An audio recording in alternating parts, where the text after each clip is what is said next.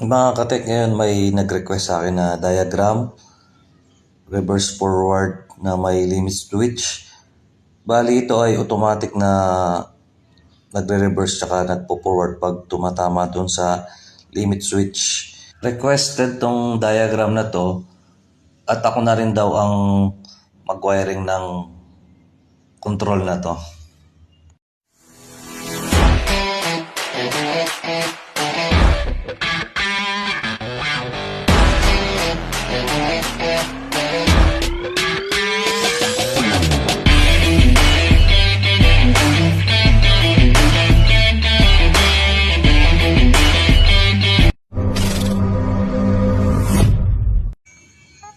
Ito pala yung ginawa nila, mechanical works.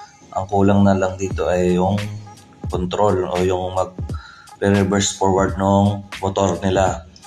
Pinabili ko na siya ng pyesa. Ito yung mga pyesa para pagdating ko dito sa kanila, buo na tong o kompleto na tong mga gagamitin.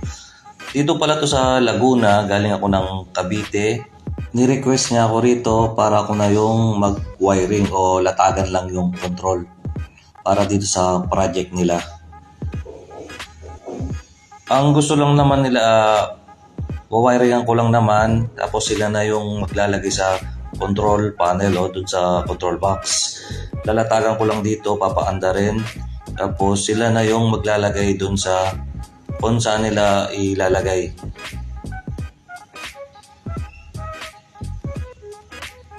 Nakita pala nila ako mga katek sa YouTube channel ko, tapos sinerch lang nila dun sa Facebook yung pangalan ko dun sa YouTube channel, kaya nakita nila ako o na may naka-contact kami, naka-communication. Pinawiring ko dito mga katek, ginagamit ko yung diagram na binigay ko sa kanila para yun na lang yung sundan ko para mabilis.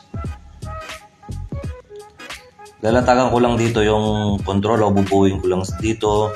Sinasabay ko na rin dito mga katek habang winawiring ko to control, pinapaliwanag ko sa kanila yung kung paano mag-wiring, mag-troubleshooting dito.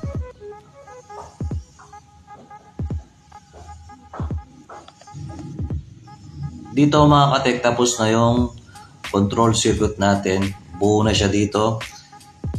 Na-testing ko na rin siya.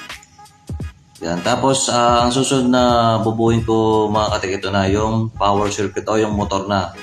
I-actual ko kasi siya mga katek kung nagpa-function siya ng tama at i-demo ko sa kanila kung paano yung gusto nilang mangyari dun sa motor. Dito mga katek, yan, umaandar na yung motor. In-example ko na lang o dinidemo na lang yung limit switch kung paano siya nagre-reverse forward yung motor nila. Sineset up ko rin yung naka-timer mga katek para dun sa delay yung rotation ng motor.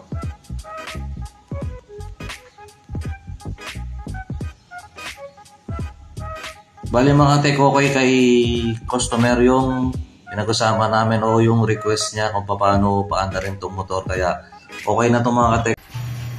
Dito mga katek, nalagay na nila yung wiring na ginawa ko. Sila na nag-wiring dito mga katek, tapos tinetesting na lang nila to. Bali ano na to, update lang nila mga katek na umaandar yung gawa nila, pati yung control ko.